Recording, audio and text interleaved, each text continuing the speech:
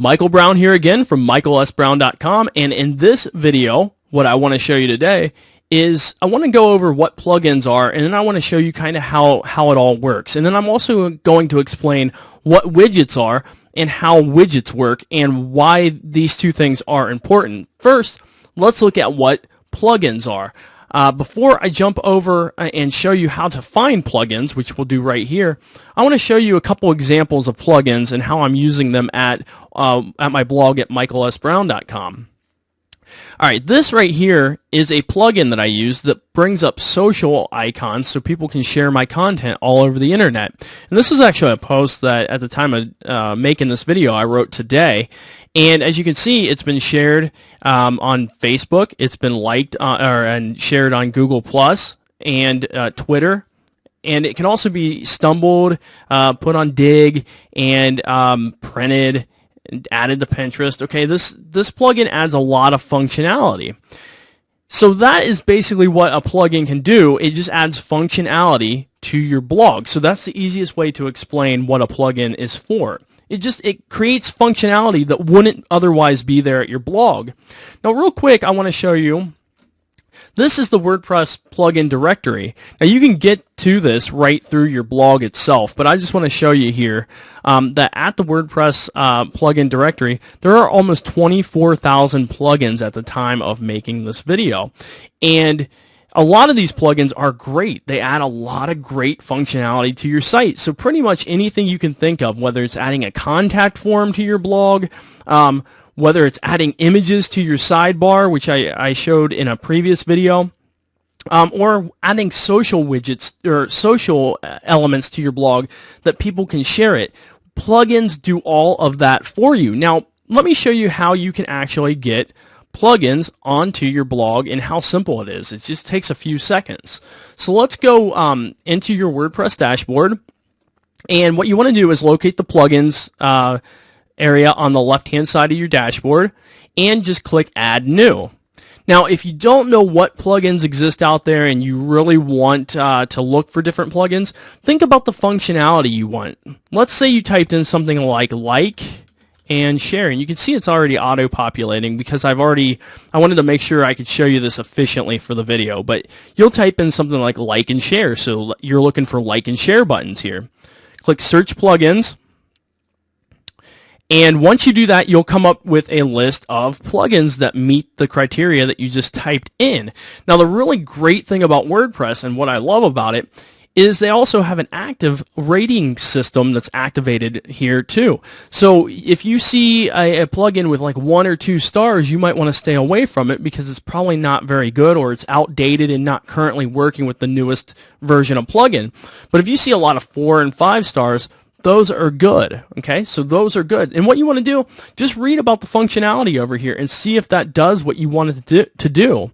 Now, I actually know of one I already like, and I highly suggest you put this one onto your website. It's called Shareaholic. I actually love this one, and I'm going to show you how I set this one up so you can kind of see how the functionality works of it. Well, all you need to do, once you find one you like from this list, from the big list of everything, when you type in what you're looking for, just click Install Now. You'll click Install Now and it'll say OK, and you say OK. And then after you say OK, you can go ahead and activate that plugin. So we'll click Activate Plugin. Okay, now that's activated. Now what you'll notice, sometimes when you activate a plugin, it'll have a little settings icon, right, or a little settings link right here. And a lot of times they will put a settings link in your settings or over here, just in your sidebar somewhere, or in your dashboard sidebar. So either way, you'll find it somewhere where there is a settings for most of these. So what you want to do after you activate it, on this particular one, we need to tweak the settings. So let's go over here and we will go to, we'll just do it from here. It's a little easier. So we'll just click Settings, and we will click Settings for the sexy bookmarks. And we're going to pretty much run this almost out of the box, except I'm going to get rid of a couple things here. I want Facebook, Twitter, Google+, StumbleUpon, and Pinterest to show up. And we'll allow people to, we can also add, let's allow people to print the article as well. Okay, then you want to just go down here and make sure all these settings are okay. And again, not all plugins have this many settings. This particular one does. So it looks like it's set up out of the box. So we're just going to go down here and just click Save Changes. And now our changes have been saved. Let's go ahead and go to the blog and take a look and see if this activated properly. So we'll go to the front and we'll go into the post. And you'll notice, here we go. Now we have a Facebook like button, a send or share button for Facebook, a Google Plus button, and a tweet button. Okay, so you see the functionality was just added by this plugin that wasn't already inherent on WordPress. So we just added this functionality. Now, a few days ago, I mentioned, I shot a video showing how to get an image into your sidebar.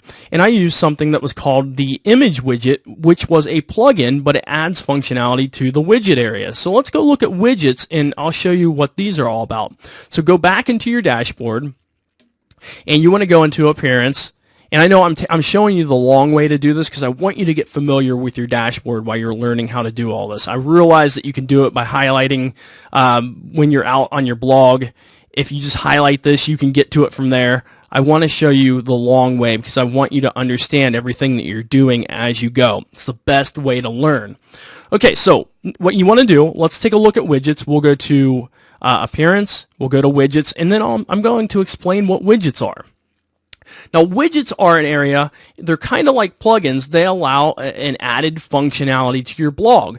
What you'll find a lot of times, people or companies who are developing themes will add their own widget segments that can add functionality to that particular theme. So they can just take and use some of the widgets that are already custom designed by that company.